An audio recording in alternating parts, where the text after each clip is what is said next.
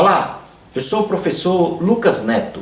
Sejam bem-vindos a mais um programa Escola Bíblica no seu lar. Hoje nós vamos estudar a lição de número 3, que tem como título Igreja, Agência Evangelizadora. Dentro deste tema, nós vamos falar sobre 3 assuntos. E o primeiro deles será a fundação evangelizadora da igreja. Em segundo lugar, vamos falar sobre a missão prioritária da igreja. E em terceiro lugar, vamos falar sobre Antioquia, a igreja missionária. Vamos então dar início à nossa aula de hoje. Item número 1, a fundação evangelizadora da igreja. O histórico do início espiritual e institucional da igreja do Senhor Jesus.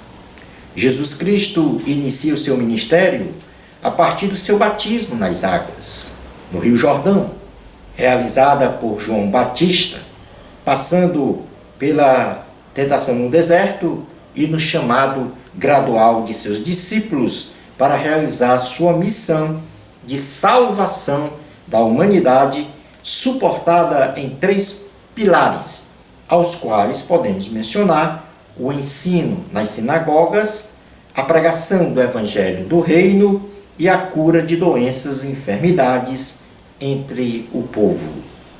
Foi na cidade de Nazaré, em um sábado, numa sinagoga, que Jesus anuncia a sua missão de salvação da humanidade, sob a unção do Espírito Santo, para evangelizar os pobres, proclamar a libertação aos cativos e restaurar a vista dos cegos, pôr em liberdade os oprimidos e apregoar o ano aceitável do Senhor.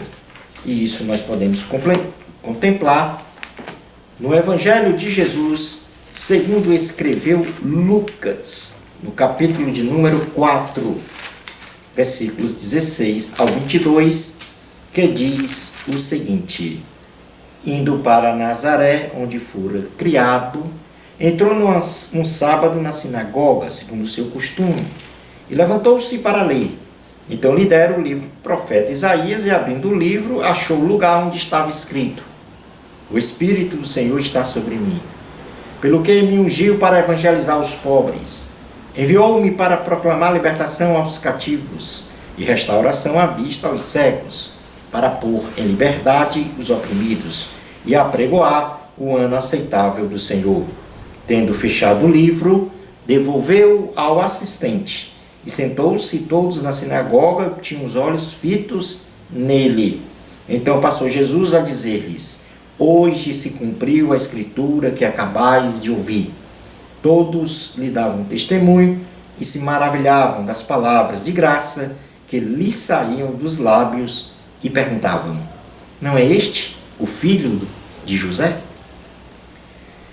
Na escolha dos 12 apóstolos, se principia a formatação da igreja primitiva, onde Jesus convoca 12 homens, outorga sua autoridade a eles para expulsar demônios, curar toda sorte de doenças e enfermidades, pregar sobre o reino dos céus, ensinar sobre a salvação em cada cidade, em cada casa, sem querer receber nada em troca, nem dinheiro, nem bens, nenhum benefício, a não ser o seu próprio alimento. Semelhantemente à convocação dos 12, o Senhor Jesus convoca 70 discípulos, divididos de 2 em 2, a irem a cada cidade e lugar, para curar os enfermos, anunciar o reino de Deus, ensinar sobre a salvação, sem querer receber nada de bens materiais, a não ser o seu próprio alimento, advertindo-lhes que o trabalho era muito grande para poucos obreiros e que encontrariam muitos obstáculos e resistência à anunciação das boas novas. Jesus cumpre integralmente a sua missão, dá a sua vida na cruz do Calvário para salvar a humanidade de seus pecados. Ressuscita ao 3º dia e ascende ao céu, instruindo aos discípulos que fossem para Jerusalém pois receberiam poder do Espírito Santo para serem testemunhas do Evangelho de Cristo em todo o mundo, de geração a geração. Mas foi no dia de Pentecostes, estando os discípulos reunidos em oração, eles foram cheios do Espírito Santo, conforme profetizara o Senhor Jesus, e receberam poder e pregaram o Evangelho de Cristo a todos os seus patrícios e estrangeiros que ali estavam. E por conta desta manifestação, em um só dia, 3.000 pessoas aceitaram a palavra e foram batizados, marcando assim este evento, o começo da Igreja do Senhor Jesus, como organismo espiritual e institucional. No livro de Atos dos Apóstolos, no capítulo de número 2, há exatamente uma descrição deste início da igreja. Diz assim a palavra do Senhor, Atos capítulo 2, do versículos 1 ao 13. Ao cumprir-se o dia de Pentecostes, estavam todos reunidos no mesmo lugar. De repente veio do céu um som, como de um vento impetuoso, e encheu toda a casa onde estavam assentados. E apareceram, distribuídas entre eles, línguas, como de fogo, e pousou uma sobre cada um deles. Todos ficaram cheios do Espírito Santo, e passaram a falar em outras línguas, segundo o Espírito lhes concedia que falassem. Ora, estavam habitando em Jerusalém judeus, homens piedosos, vindos de todas as nações debaixo do céu. Quando, pois, se fez ouvir aquela voz, afluiu a multidão, que se possuiu de perplexidade, porquanto cada um os ouvia falar na sua própria língua. Estavam, pois, atônitos e se admiravam, dizendo: Vede, não são porventura galileus todos estes que aí estão falando? E como os ouvimos falar, cada um em nossa língua materna?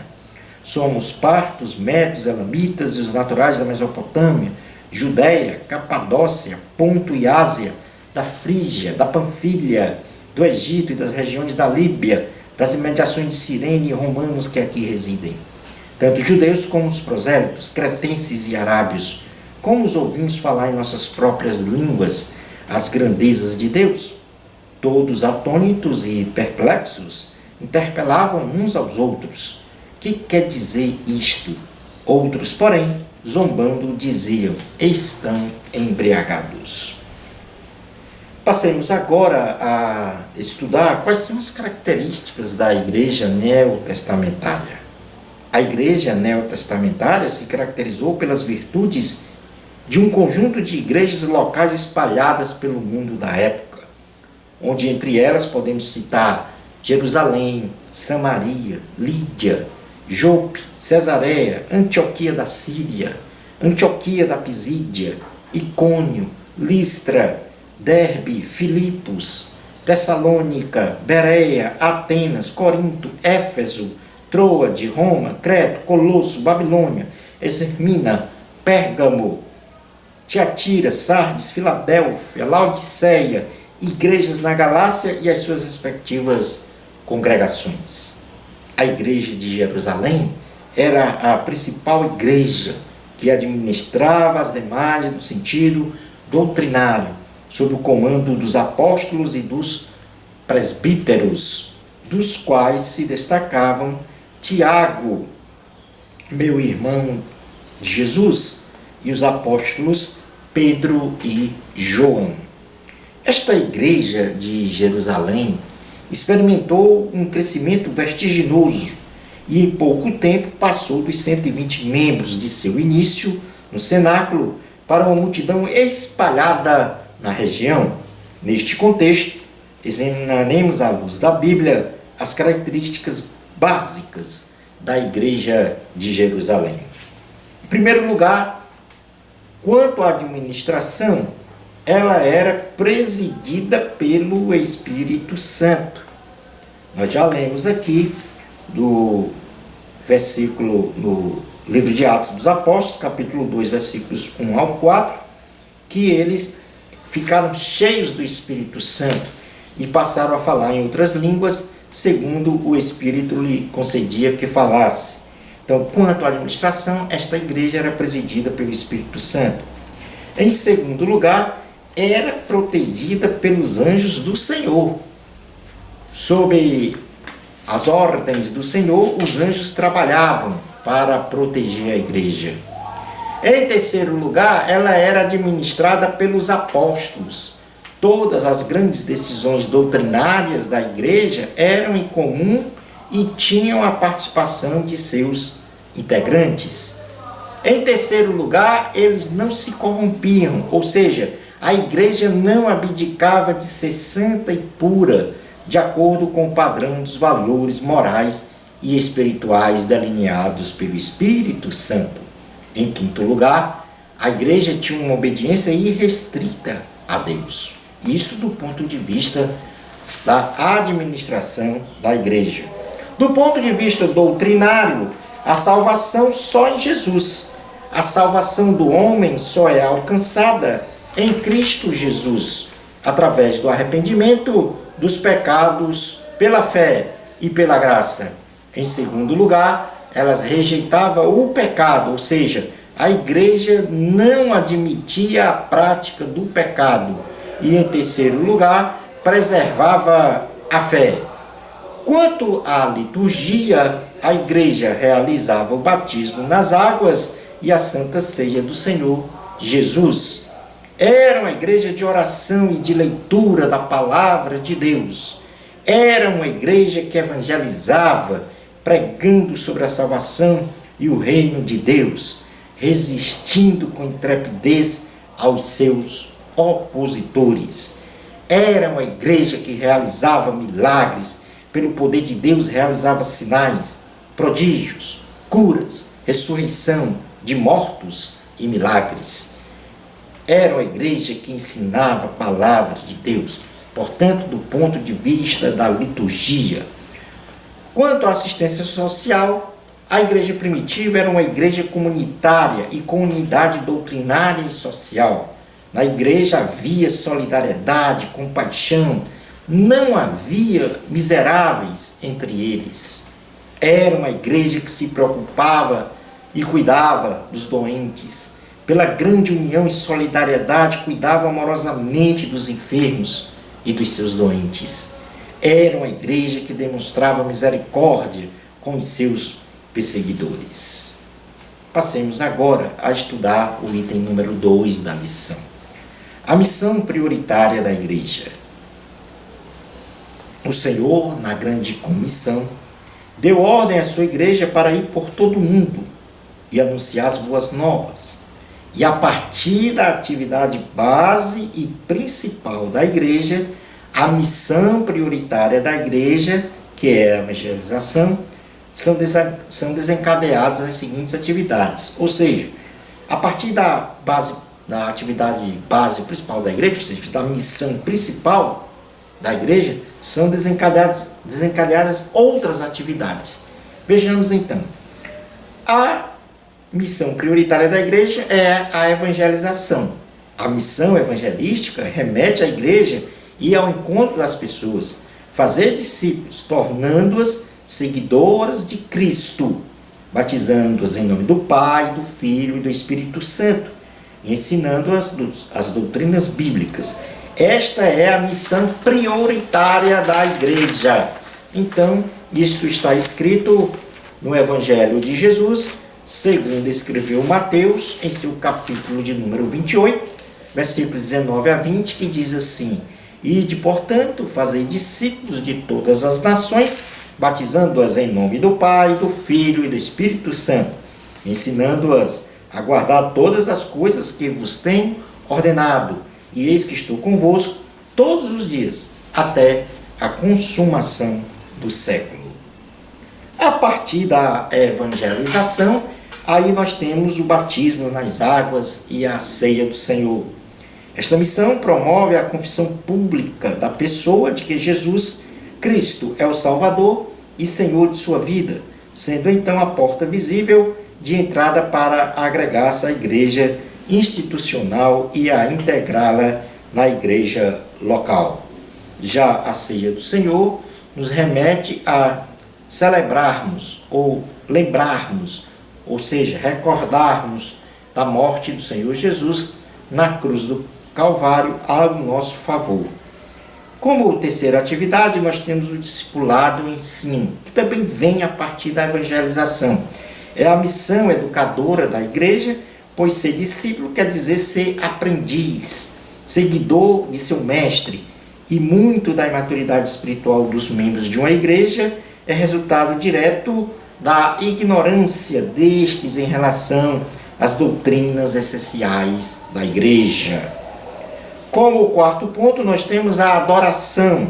É a missão de adoração ao Senhor, que deve ser estimulada pela igreja, onde toda a membresia deve se render a Deus, chegando-se a Ele de modo reverente, submissa e agradecida, a fim de glorificá-lo. Como quinto elemento ou atividade da igreja, nós temos a proclamação da palavra de Deus. É a missão principal da igreja, em proclamar a palavra de Deus para que todos se arrependam e sejam perdoados de seus pecados para a salvação em Cristo Jesus. Como sexta atividade, nós temos a missão ética da igreja. Nesta missão, a igreja deve exortar a membresia a ter o caráter de Deus, santidade, justiça, amor, misericórdia e os atributos do Senhor expressos através do seu comportamento social. Em sétimo lugar, a missão social da igreja. É a missão em que a igreja deve buscar, de acordo com as suas possibilidades e limitações, a transformação das estruturas sociais, visando a implementação de uma justiça social equilibrada. E, em oitavo lugar, o aconselhamento cristão. É a missão auxiliadora da igreja, de modo a exortarmos mutuamente, todos os dias, para não sermos endurecidos pelo pecado. Temos também a visitação. É a missão consoladora que socorre, encoraja e consola uma pessoa em suas necessidades espirituais e até mesmo materiais.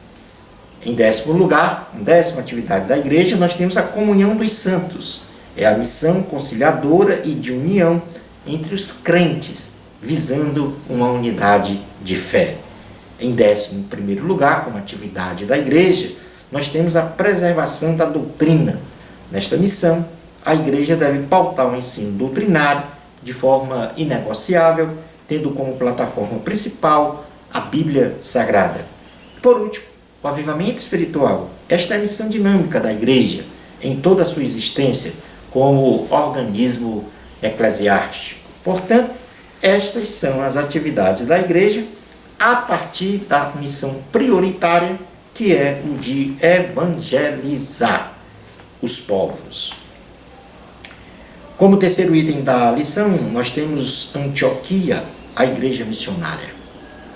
Foi na cidade de Antioquia que os discípulos e seguidores de Jesus foram chamados pela primeira vez de cristão, ou de cristãos, melhor dizendo. Apesar da igreja já existir como um organismo eclesiástico em Jerusalém, porém, a consolidação da igreja como instituição se deu em Antioquia.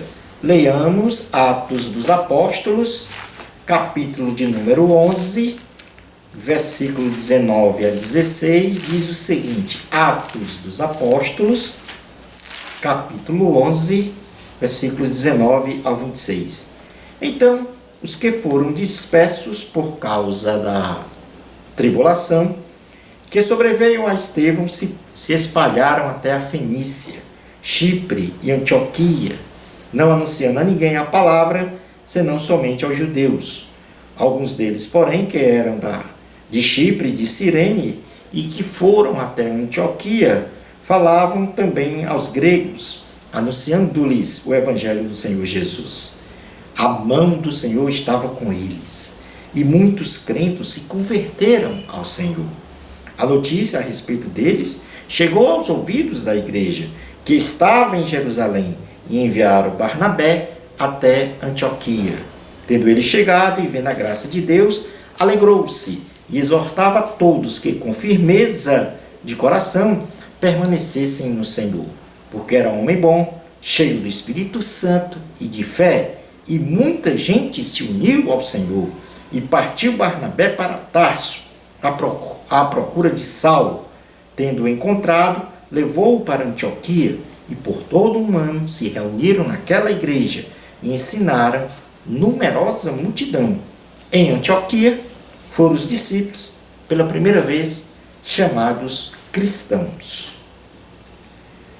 Vejamos quais eram as características predominantes da igreja primitiva em Antioquia, que, no caso, tinha semelhança com a igreja de Jerusalém. A doutrina e o caráter espiritual da igreja do primeiro século foi formatada pelos pensamentos e ações do Senhor Jesus e dos apóstolos, que deram grande desenvolvimento e crescimento à igreja, resguardados as seguintes características peculiares desta igreja. Em primeiro lugar, era uma igreja com um governo teocrático de Cristo. Jesus Cristo é o único que governa a igreja, é a cabeça do corpo, devendo ter a primazia em todas as ações da instituição, pois foi Cristo que morreu para a salvação de sua igreja e de toda a humanidade. Obreiros, departamentos, ministérios, grupo de membros, pastores, nenhuma organização externa ou partidos políticos podem ser a cabeça da igreja. O governo da igreja é único e exclusivo do Senhor Jesus, que orienta o pastor escolhido, o anjo da igreja, para que todos se sintam parte de um todo e de um só corpo, o corpo de Cristo. Carta aos Colossenses, capítulo 1, versículo 13 ao 21, diz assim a palavra do Senhor. Ele nos libertou do império das trevas e nos transportou para o reino do Filho do seu amor, no qual temos a redenção, a remissão dos pecados.